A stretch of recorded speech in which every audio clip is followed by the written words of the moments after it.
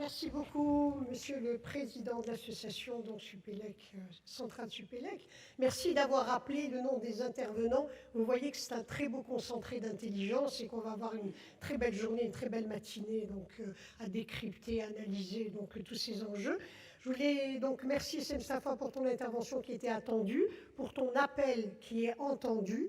Je pense qu'il faut rappeler que Casablanca était le centre dans les années 60, donc la fondation de l'Organisation de l'Unité africaine, où il y avait d'ailleurs tous les chefs d'État africains qui s'étaient réunis pour lancer la création de l'Organisation de l'Unité africaine, et pourquoi pas donc, de la société civile, qui est l'émergence de ces acteurs qui sont de plus en plus compétents, qui sont capables de monter en capacité, de créer cette formidable mobilisation. Pourquoi ne pas lancer justement des appels de telle sorte? Merci beaucoup, Wassim Mustafa. Alors, j'ai le plaisir d'inviter à me rejoindre ici sur le podium, c'est Mustafa Bakoli, si Hamadi Jebali, si vous voulez bien nous rejoindre ici. Donc, c'est Mustafa Bakoli qui est président de la région Casablanca-Stade et donc président du directoire de Mazen. C'est Hamadi Jebali, donc ancien chef de gouvernement de Tunisie, ingénieur de son État. Monsieur Lionel Zinsou, ancien Premier ministre du Bénin, donc PDG de Partner et président de Terra Nova, et c'est Mohamed Kitani, président directeur général de Tijari Wafa Bank, que nous applaudissons bien fort.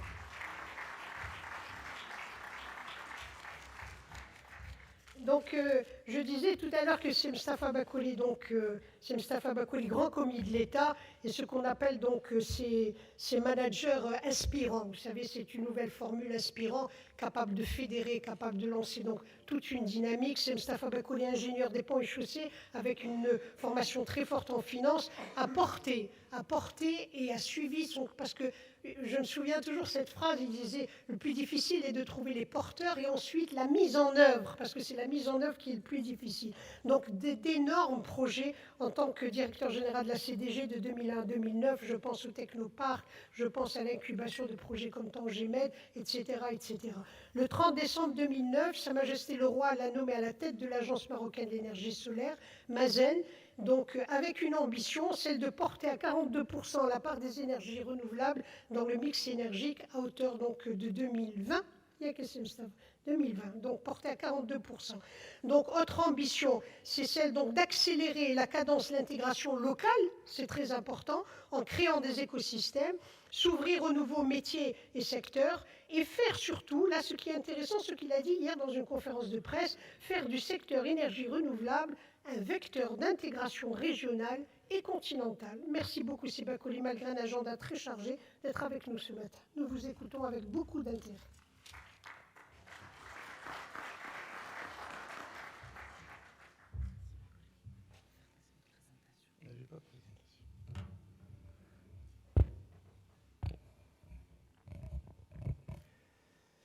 Bien, merci de me donner la parole pour laquelle je voudrais exprimer l'immense joie de me retrouver avec vous et je voudrais tout de suite adresser tous mes remerciements au président Mustafa Meish et à travers lui à tous les membres de l'association des lauréats de Centrale, des Centrales, jusqu'à aujourd'hui, je pense que ça deviendra Centrale tout court. Et je voudrais saluer les premiers ministres, Monsieur l'ambassadeur, messieurs les présidents directeurs généraux, c'est Mohamed. Chers amis centraliens, je voudrais tout d'abord, en ma qualité de président de la région, vous souhaiter la bienvenue dans la capitale de la région, la capitale qui reste encore la capitale industrielle du Maroc et qui a l'ambition de rester aussi un carrefour africain. Et à cet égard, je pense que nous avons le défi de réinventer l'avenir industriel de nos territoires.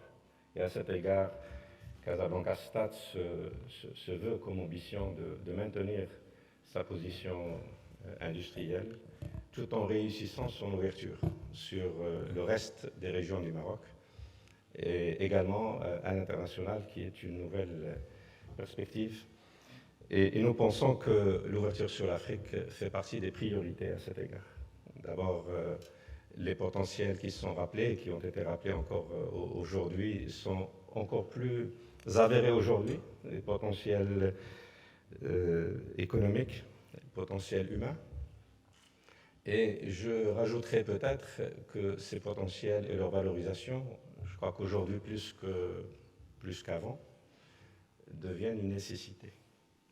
Et je voudrais, par rapport à cette nécessité, relever la notion de destin commun que nous ressentons et qui aujourd'hui s'impose à nous et qui fait que aussi bien nos décideurs politiques que nos acteurs économiques l'ont intégré comme nécessité, mais peut-être qu'en travaillant ensemble, ça deviendra plutôt une opportunité. En tout cas, c'est le sentiment que j'ai quand je vois tous les acteurs économiques marocains, et pas seulement, la manière dont ils abordent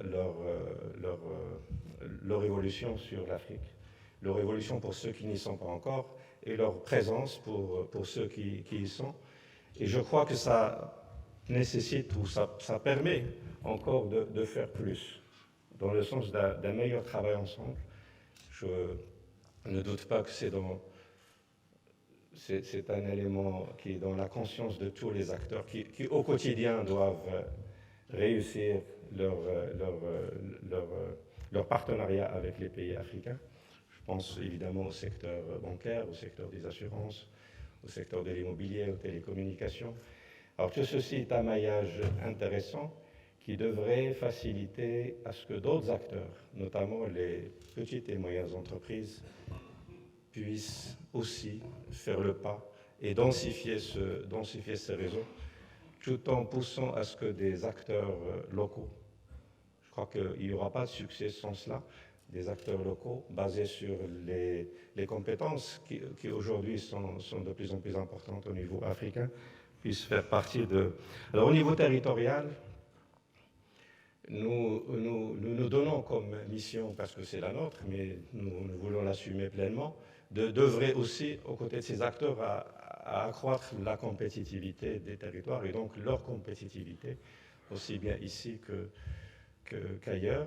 Et à cet égard, ça passe par le travail sur le renforcement des infrastructures industrielles, des infrastructures logistiques qui peuvent faciliter aussi la compétitivité industrielle, tous les chantiers de formation et aussi le travail en commun avec d'autres territoires. Nous avons à cet égard, d'ailleurs, dès début mars, une grande manifestation en direction des acteurs de l'innovation et du numérique, avec l'Île-de-France, mais aussi avec des capitales africaines, avec Tunis, Alger, Abidjan et d'autres comme première initiative.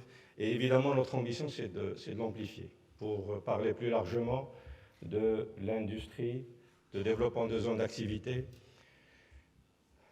pas seulement dans la valorisation, parce que souvent on parle de l'Afrique comme avec le potentiel de valorisation des matières premières. Je crois que c'est une nécessité, c'est important, et il n'y a pas de raison de ne pas le faire, et c'est presque une erreur de l'histoire que de ne pas l'avoir fait avant.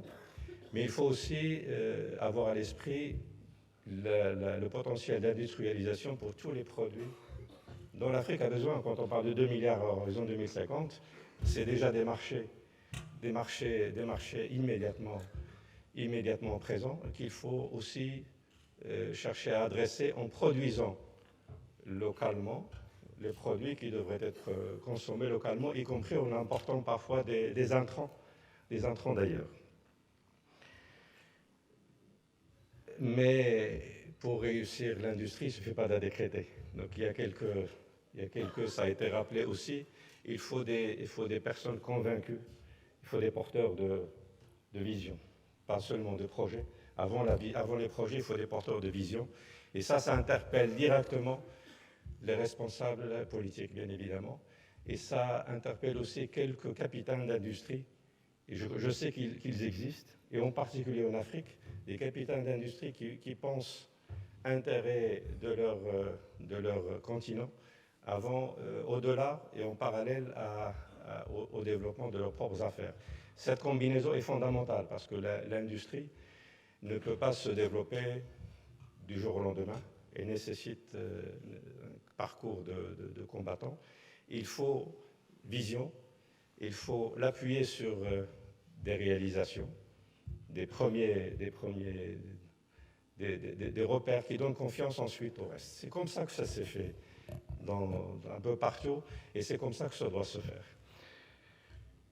Je vais peut-être faire allusion maintenant à l'expérience que nous portons au niveau des énergies renouvelables, puisque nous avons initié depuis une année un travail sur l'Afrique qui est venu tout naturellement, qui est venu à la fois dans le sillage du développement de nos stratégies nationales, mais aussi dans cette dynamique nationale, tout secteur confondu. Les énergies renouvelables qui aujourd'hui s'imposent qui ont été un choix pour le Maroc, mais je le dis souvent, c'est un choix qui a été facile dans notre cas, puisque nous n'avions pas beaucoup d'autres, et qui s'avère un choix pertinent aujourd'hui, quelques années après l'avoir fait, la manière dont il a fait, et qui nous permettra à la fois d'accompagner les besoins importants de notre économie en matière d'électricité, aussi bien des secteurs productifs que des ménages, dans la perspective de continuer à travailler pour élever le niveau de vie des citoyens, mais aussi œuvrer pour la compétitivité de nos secteurs productifs, mais aussi prendre et participer de manière concrète à cet effort collectif à l'échelle planétaire en faveur du climat. Donc c'est un premier axe fondamental, l'énergie, et ceci démontre qu'aujourd'hui, nous sommes arrivés à une certaine maturité de ce secteur qui doit nous autoriser à aller vers d'autres ambitions. D'abord, à permettre à des pays qui ont des difficultés par rapport à leur secteur énergétique, et nous savons que tous les pays africains, quasiment sans exception, en ont. Et nous savons en même temps, c'est ce qui est rassurant dans l'histoire, c'est que tous ces pays aussi pris séparément et collectivement ont des potentiels renouvelables avérés et qui les autorisent à avoir de très grandes ambitions pour satisfaire leurs besoins et aussi participer à cet effort planétaire de lutte contre les changements climatiques dont l'Afrique est la première victime. Et ce qui est intéressant, et c'est aussi pour faire le lien avec la thématique de ce forum, c'est que de telles visions, de telles ambitions, de telles ruptures, il ne faut pas les restreindre au simple objectif de satisfaire des besoins énergétiques, des besoins d'électricité. C'est ce qui est intéressant avec le renouvelable.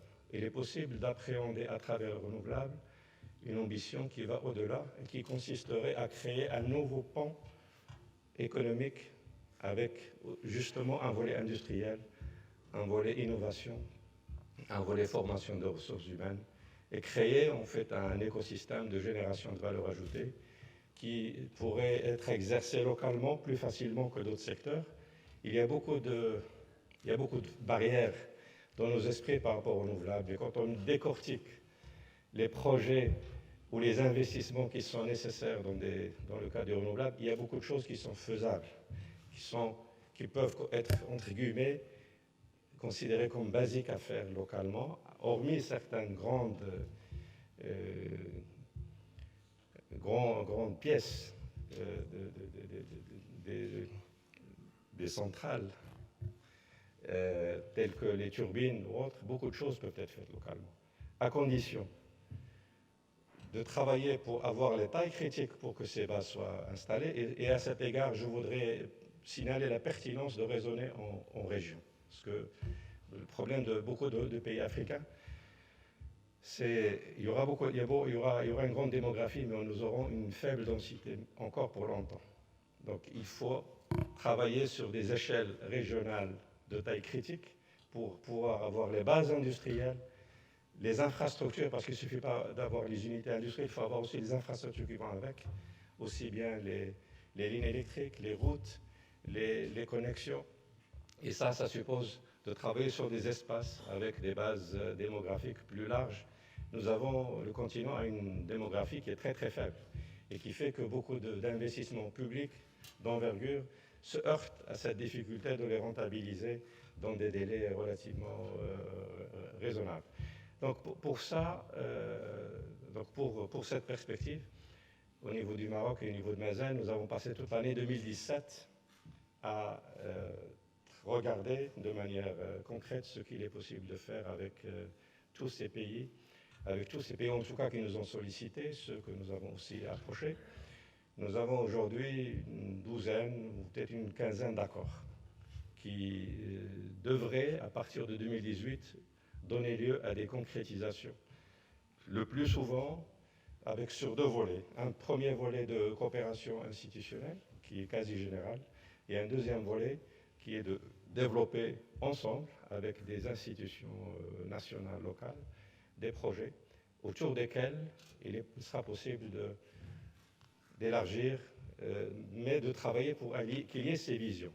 Entre-temps, travailler pour identifier les ressources, calculer, mesurer, avoir toutes les données sur les ressources renouvelables de chacun de ces pays, ressource par ressource, éolienne, solaire, géothermique, hydroélectrique, et imaginer autour de ça des feuilles de route de projet qui peuvent ensuite faciliter la visibilité aux acteurs développeurs, aux acteurs industriels, aux financiers, et finalement contribuer à ce que la dynamique de la confiance autour de ce qu'il est possible de faire s'accroît et se concrétise à travers ces projets.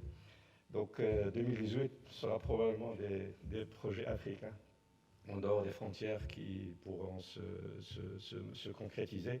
Nous avons aujourd'hui presque tous les mois des délégations qui nous rendent visite ou à qui nous rendons visite pour rendre une réalité ces perspectives, puisqu'encore une fois, le développement industriel, le développement tout court, le co-développement encore plus ne se décrète pas, il se construit au quotidien.